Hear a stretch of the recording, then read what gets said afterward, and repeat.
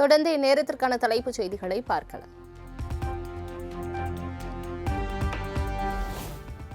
வருகிற 23ஆம் தேதி வரை சட்டப்பேரவை கூட்டத்தொடர் நடைபெறும் என சபாநாயகர் ஜே.சி.டி. பிரபாகர் அறிவிப்பு. 3 நாட்கள் கூட்டம் நடைபெறுவதால் வினாவிடை நேரம் இருக்காது எனவும் பேட்டி. அதன்படி 19/6/2026 வெள்ளிக்கிழமையும் 26 சனிக்கிழமை விடுமுறை, 21/6/2026 ஞாயிற்றுக்கிழமை விடுமுறை, 22/6/2026 ஆளுநர் உரைக்கு நன்றி தெரிவிக்கும் தீர்மானத்தின் மீது விவாதம் திங்கட்கிழமை 22ஆம் தேதி. 23ஆம் தேதி தொடர்கிறது. ஆளுநர் உரைக்கு நன்றி தெரிவிக்கும் தீர்மானத்தின் மீதான விவாதத்திற்கு பதில் உரை இருக்கும். அன்றைக்கி இந்த குறுகிய கால கூட்டத்தொடராக இருப்பது காரணத்தினால கேள்வி பதில் அனுப்பி அது துறையிடமிருந்து பெற்றுத்தருவதிலே காலதாமதம் ஏற்படும். எனவே வினா விடை நேரம் இந்த நாட்களில் இருக்காது.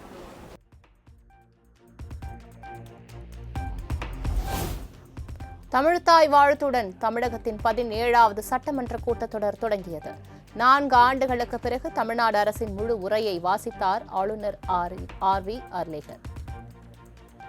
சீராரும் வதனமென திகழ் பரத கண்டமிகு திருக்கணமும் அதில் சிறந்த திராவிடனல் திருநாடும் தக்க சிறு பிறை நுதலும் தரித்தனரும் திலகமுமே அத்திலக வாசனை போல் அனைத்துலகும் இன்பமுற எத்திசையும் புகழ் மணக்க இருந்த பெரும் தமிழனங்கே தமிழனங்கே உன் சீரிலமை திறம் வியந்த செயல் மறந்த வாழ்த்துதுமே வாழ்த்துதுமே வாழ்த்துதுமே.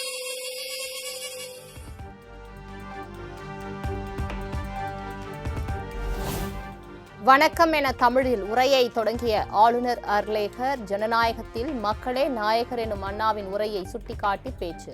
முதலமைச்சர் விஜயால் மட்டுமே தமிழ்நாட்டை ஆள முடியும் என மக்கள் தீர்மானித்துள்ளனர் எனவும் கருத்து. வணக்கம்.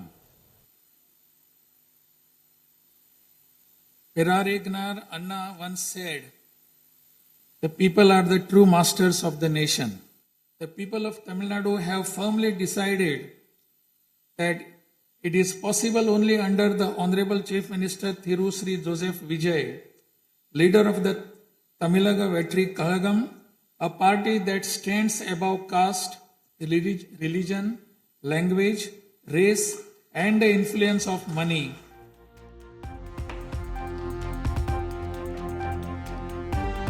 மத்திய நிதி பகிர்வில் தமிழ்நாட்டிற்கு இழைக்கப்படும் அநீதி குறித்து அறிக்கை வெளியிடப்படும். தமிழ்நாட்டுக்கான நிதியை பெற சட்ட போராட்டம் நடத்தப்படும் எனவும் அரசின் நிலைப்பாட்டை வாசித்த ஆளுநர் Arlekar. We sincerely hope that the Union government will consider these demands favorably and extend the necessary assistance to Tamil Nadu. A resolution will be passed in Tamil Nadu Legislative Assembly demanding Tamil Nadu's due share of financial devolution from the taxes contributed to the Union government. Besides passing the resolution, a special legal committee will be constituted to legally pursue the issue up to the Supreme Court in order to secure fair financial devolution. Every rupee due to Tamil Nadu will be properly documented and a report detailing the Union government's discriminatory approach towards the financial devolution of Tamil Nadu will be published.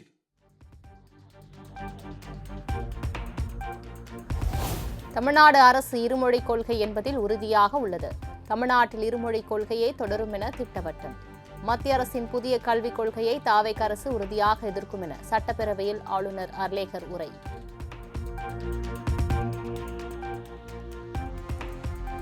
சாதிவாரி கணக்கெடுப்பை மத்திய அரசு நடத்த வேண்டும் என தமிழக அரசு வலியுறுத்தல். மத்திய அரசு கணக்கெடுப்பை முடித்த பின் தமிழக அரசு சர்வேயை தொடங்கும். 69% இடஒதுக்கீட்டை பாதுகாக்க தமிழ்நாடு அரசு உறுதி எனவும் ஆளுநர் உரை.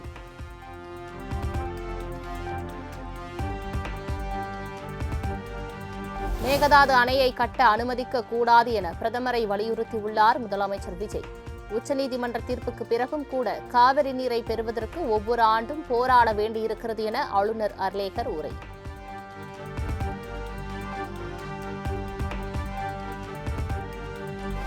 முல்லை பெரியாறு அணையிலிருந்து நீர்வரத்தை தடுக்கும் வகையில் கேரள அரசின் புதிய அணை திட்டத்திற்கு தமிழக அரசு எதிர்ப்பு. தமிழ்நாட்டில் உள்ள நதிகளை இணைப்பதற்கு நடவடிக்கை எடுக்கப்படும் எனவும் ஆளுநர் உரையில் திட்டவட்டம்.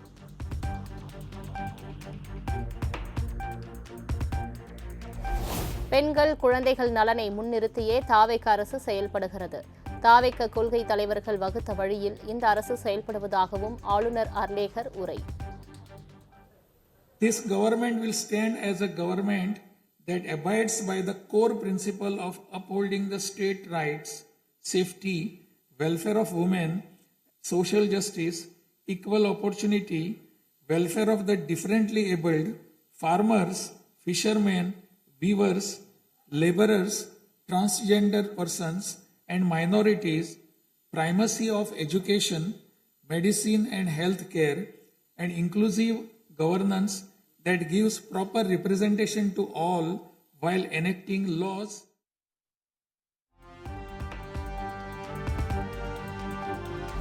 கடந்த சில ஆண்டுகளாக போதைப்பொருள் புழக்கம் தமிழ்நாட்டில் வேரூன்றியுள்ளதாக ஆளுநர் அர்லேகர் குற்றச்சாட்டு. போதைப்பொருள் புழக்கத்தை தடுக்க கடந்த ஆட்சியில் உபயோகமாக எந்த நடவடிக்கையும் இல்லை எனவும் காட்டும்.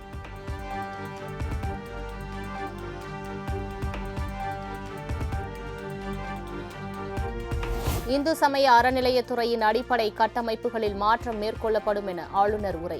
கோயில் சொத்துக்களை அதன் நலன்களுக்காக மட்டுமே பயன்படுத்துவதற்கு உறுதி செய்யப்படும் எனவும் பேச்சு.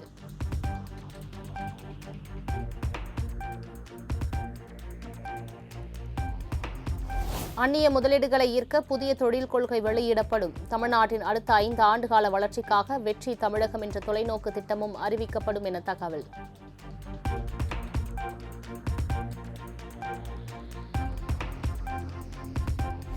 நிதிநிலை மோசமாக இருந்தாலும் வாக்குறுதியை நிறைவேற்றுவதில் முதலமைச்சர் விஜய் உறுதியாக உள்ளார். 100 யூனிட் இலவச மின்சாரத்தை 200 யூனிட்டாக உயர்த்தியுள்ளார் எனவும் சட்டப்பேரவையில் ஆளுநர் அர்லேகர் உரை.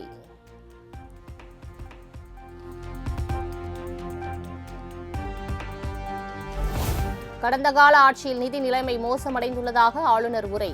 தமிழ்நாட்டில் ஒவ்வொருவர் தலையிலும் 1 லட்சம் ரூபாய்க்கு மேல் கடனை வைத்துள்ளதாகவும் திமுக ஆட்சி குறித்து விமர்சனம். Fiscal mismanagement. In the last 5 years alone, the debt has nearly doubled, reaching the level of rupees 10 lakh crores. This currently amounts to 28.3% of the gross state domestic product. As a result, every individual living in Tamil Nadu bears a debt burden of more than 1 lakh rupees.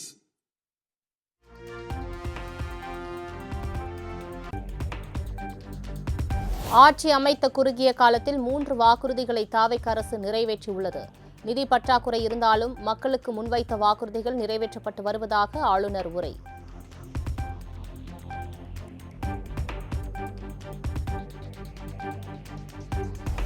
தமிழக சட்டப்பேரவையில் 4 ஆண்டுகளுக்கு பிறகு முழு உரையையும் வாசித்து முடித்தார் ஆளுநர்.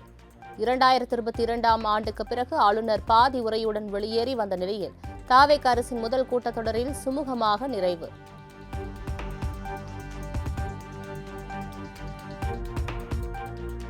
தாவேக அரசுக்கு கேள்வி எழுப்பும் வகையில் பதாகைகளுடன் சட்டப்பேரவைக்கு வருகை தந்த திமுக எம்எல்ஏக்கள் வாயை திறக்க சிஎம் என்ற வாசகத்துடன் கருப்பு பேட்ஜ் அணிந்து வந்து முழக்கம்.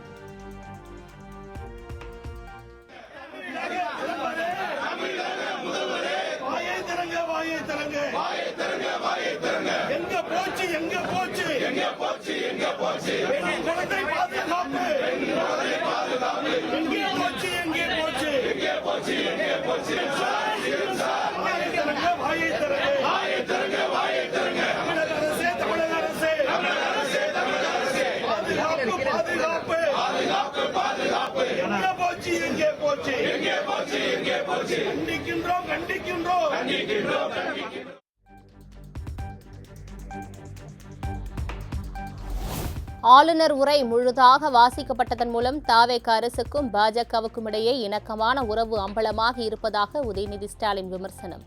ஆளுங்கட்சியினர் ரீல்ஸ் போடுவதற்கான கண்டென்ட் மெட்டீரியலாகவே ஆளுநர் உரை அமைந்திருப்பதாகவும் கருத்து. எடுத்து பார்த்தீங்கன்னா அது இருக்கக்கூடிய ஆளுங்கட்சியினர் ரீல்ஸ் போடுவதற்கான கண்டென்ட் மெட்டீரியலாக இன்றைக்கு இந்த ஆளுநர் உரை அமைஞ்சிருக்கு. ஆளுநர் அவர்கள் இந்த அரசு என்ன தயாரித்து கொடுத்திருக்கிறதோ அதை அப்படியே ஒரு வரி மாற்றாமல், ஒரு எழுத்து மாற்றாமல் அப்படியே வாசிச்சிருக்கிறாரு. இதிலிருந்து இந்த அரசுக்கும் ஆளுங்கட்சிக்கும் பாஜகவுக்கும் ஒரு இணக்கமான ஒரு சூழ்நிலை, ஒரு கனெக்ஷன் ஏற்பட்டு விட்டதோ அப்படிங்கிற எண்ணம் அனைவருக்குமே ஏற்பட்டிருக்கு.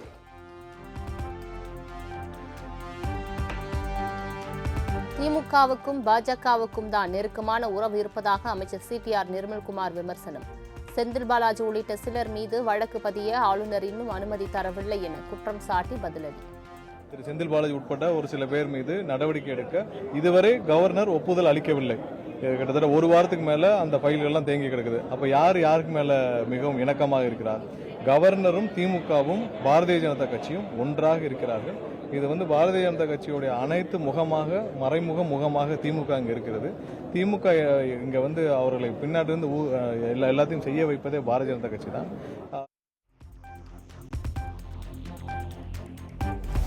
ஆட்சி பறிப்போய் விடுமோ என்ற பயத்தில் அதிமுக எம்எல்ஏக்களை பேனிக் பையிங் செய்து வருவதாக தாவேக அரசு மீது உதயநிதி ஸ்டாலின் குற்றச்சாட்டு. தாவேக அமைச்சர்கள் எல்லாம் ரீல்ஸ் வெறியில் சுற்றி வருவதாகவும் தாக்கு. அந்த கவலையில தான் அவர் இருக்கிறாரு. அதனாலதான் இன்னைக்கு பீரோ புல்லிங் சொல்லுவாங்க. அது மாதிரி இன்னைக்கு நம்முடைய முதலமைச்சர் அவர்கள் அதிமுகவுடைய சட்டமன்ற உறுப்பினர்கள் எம்எல்ஏ புல்லிங் பண்ணிட்டு இருக்கிறாரு.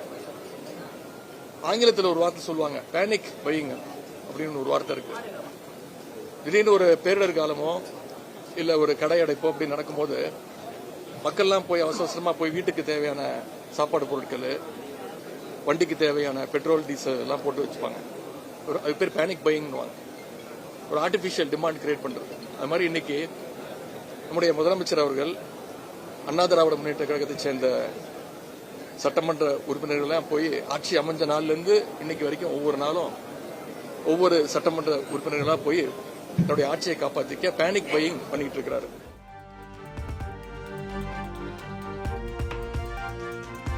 தாவேக ஆட்சி அமைந்த கடந்த ஒரு மாதத்தில் மட்டும் 175 பாலியல் வன்கொடுமை சம்பவங்கள் அரங்கேறியிருப்பதாக உதயநிதி ஸ்டாலின் குற்றச்சாட்டு.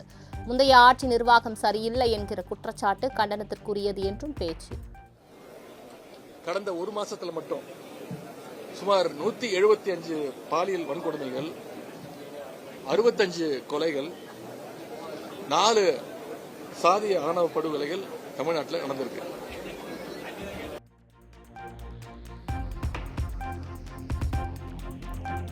தனிப்பட்ட காரணங்களுக்காகவே குற்ற சம்பவங்கள் நடைபெற்று வருகிறது. மற்றபடி தமிழக அரசு எதையும் மூடி மறைக்க வேண்டிய அவசியமில்லை.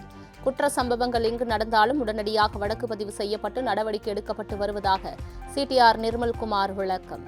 மறைக்கும் வேலையில செஞ்சாங்க, எங்கேயுமே ஒழுங்கான வழக்கு பதிவு செய்யப்படவில்லை. ஆனால் இப்பொழுது முதல்வர் தெளிவாக சொல்லியிருக்கிறார், எந்த குற்ற சம்பவம் நடந்தாலும் உடனடியாக நடவடிக்கை எடுக்க வேண்டும். யார் செய்தாலும் அவர் மீது எந்த தயவுதாட்சியினாலும் நடவடிக்கை எடுக்க வேண்டும். கடுமையான அவர் மீது நடவடிக்கை எடுத்து அந்த சம்பவங்களுக்கான யார் தொடர்பு அனைவரும் கைது செய்யப்படும் என்ன தெளிவாக அறிக்கை கொடுக்கப்பட்டது. தன்னுடைய மகன் மிதுன் அரசியலுக்கு வரமாட்டார் என அதிமுக பொதுச் செயலாளர் எடப்பாடி பழனிசாமி திட்டவட்டம். தனது மகன் அதிமுகவில் எந்த பதவியிலும் இல்லை, அடிப்படை உறுப்பினராக மட்டுமே உள்ளதாக பேட்டி. ஊடகத்தில் வந்திருக்குது, அது தவறு. என்னுடைய மகன் மிதுன் அனைத்து இந்திய அண்ணா திராவிட முன்னேற்ற கழகத்தில் அடிப்படை உறுப்பினராக மட்டும்தான் இருக்கின்றார். கட்சியில் எந்த பதவியிலும் இல்லை. மீண்டும் ஒருமுறை சொல்கிறேன், அடுத்த திருத்தமாக சொல்றேன், பத்திரிகையால் ஊடகம் அவதூறு செய்தி தயவு செய்து பரப்ப வேண்டாம். என்னுடைய மகன் மிதுன் அரசியலுக்கு வரமாட்டார் என்பதை திட்டவட்டமாக தெரிவித்தார். தமிழ்நாட்டில் சட்டம் ஒழுங்கு சீர்கெட்டுள்ளதாக அதிமுக பொதுச் செயலாளர் எடப்பாடி பழனிசாமி குற்றச்சாட்டு. தமிழகத்தில் நடக்கும் குற்ற சம்பவங்களை பார்த்தால் சிங்கப்பெண் படைக்கே பாதுகாப்பு தேவைப்படுகிறது எனவும் விமர்சனம். இந்த பாலியல் சீண்டலை தடுப்பதற்காக இந்த அரசாங்கம் சிங்கப்பெண் சிறப்பு படை ஒன்று அறிவிச்சாங்க. அந்த சிறப்பு படைக்கு பாதுகாப்புக்கு இன்னொரு படை அமைக்க வேண்டிய சூழ்நிலை தான் இந்த ஆட்சியில் பார்க்கப்படுகிறது. அந்த அளவுக்கு சட்ட ஒழுங்கு சந்தி சிரிக்கின்ற நிலை பார்க்கப்படுகின்றது.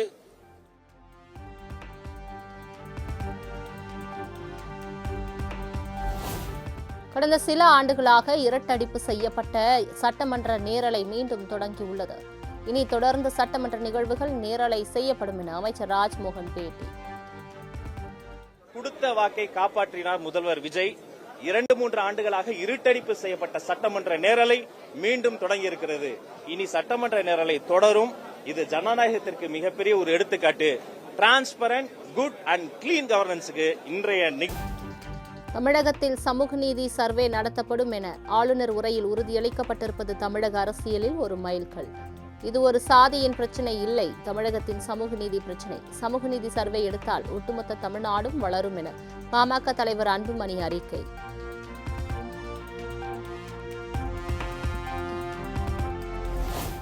சட்டப்பேரவையில் தமிழ்தாய் வாழ்த்து, தேசிய கீதம் பாடியதற்கு தேமுதிக பொதுச் செயலாளர் பிரேமலதா விஜயகாந்த் வரவேற்பு.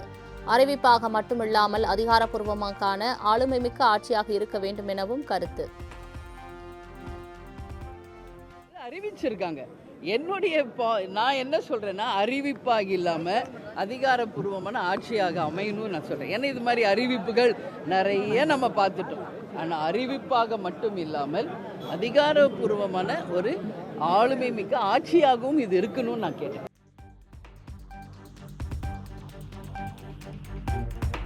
ஆளுநர் உரைக்கு மதிமுக பொதுச் செயலாளர் வைகோ பாராட்டு. 2031 இந்தியாவின் முன்மாதிரி மாநிலமாக மாற்றும் தொலைநோக்கு பார்வையில் வெற்றி கழகம் என்ற திட்டம் எனவும் அறிக்கை.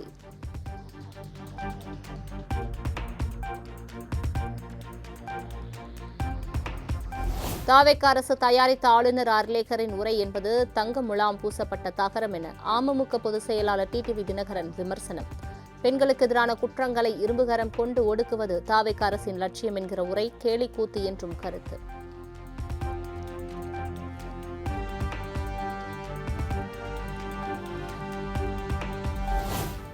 திமுகவின் கொள்கைகளை அப்படியே தாவேக வழிமொழிகிறது. சாதிவாரி கணக்கெடுப்பை மத்திய அரசின் பக்கம் தாவேக தள்ளிவிட்டுள்ளதாக தமிமுன் அன்சாரி கருத்து.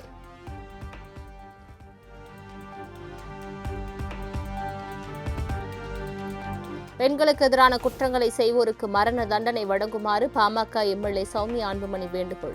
தமிழகம் முழுவதும் போக்சோ நீதிமன்றங்களை அதிகப்படுத்துமாறும் கோரிக்கை. செய்து அவர்களுக்கு தண்டனை கொடுக்கப்பட வேண்டும். எத்தனையோ வெளிநாட்டுல பாக்குறோம், பெண்களுக்கு எதிரான குற்றங்கள் இழைப்பவர்களுக்கு உயிர் பயத்தை காண்பிக்கிறார்கள். அந்த பயத்தை அவங்க கொடுக்கணும். மரண தண்டனை கொடுத்தாதான் இவங்க அடுத்த முறை எந்த ஒரு பெண் குழந்தைகள் மேலோ பெண்கள் மேலோ பாலியல் அத்துமீறல் நடத்துவது.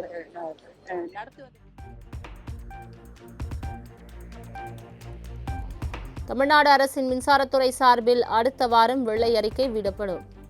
அமைச்சர் சிடிஆர் நிர்மல்குமார் சட்டப்பேரவை வளாகத்தில் செய்தியாளர்களிடையே தகவல். இந்த வாரம் கண்டிப்பாக மின்சார வாரியம் சார்பாக நாங்கள் வெள்ளை அறிக்கை முழுவதுமாக ஆய்வு செய்துவிட்டு நாங்கள் பப்ளிஷ் பண்ணுவோம்.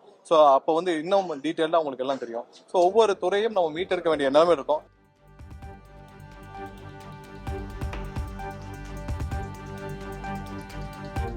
தமிழகம் முழுவதும் சென்னை ஓட்டேரி அருகே தந்தையிடம் தகராறில் ஈடுபட்ட கல்லூரி மாணவன் தூக்கிட்டு தற்கொலை. நண்பர்களுடன் ஊர் சுற்றுவதை விடுத்து கல்லூரிக்கு சென்று படிக்குமாறு கண்டித்ததால் விபரீத முடிவு.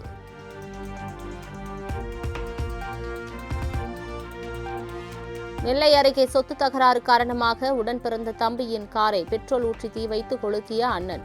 சிசிடிவி காட்சிகள் வெளியான நிலையில் காரை தீ வைத்து கொளுத்தியவர்களுக்கு போலீசார் வலைவீச்சு. புதுக்கோட்டை மாவட்டம் ஆலங்குடி அருகே மின்சாரம் தாக்கி சென்ட்ரிங் தொழிலாளி பரிதாபமாக உயிரிழப்பு. பிறந்த 56 நாட்களேயான தனது குழந்தையை உறங்க வைப்பதற்கு மின்விசிறி கேபிளை மாட்டிய போது நேர்ந்த பரிதாபம்.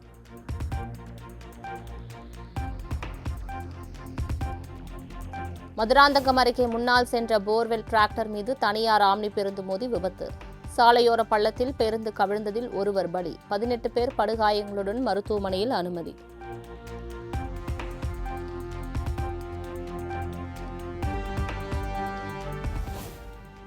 சர்வதேச கடல்வழி தடங்களில் சுதந்திரமான கப்பல் போக்குவரத்து உறுதி செய்யப்பட வேண்டும்.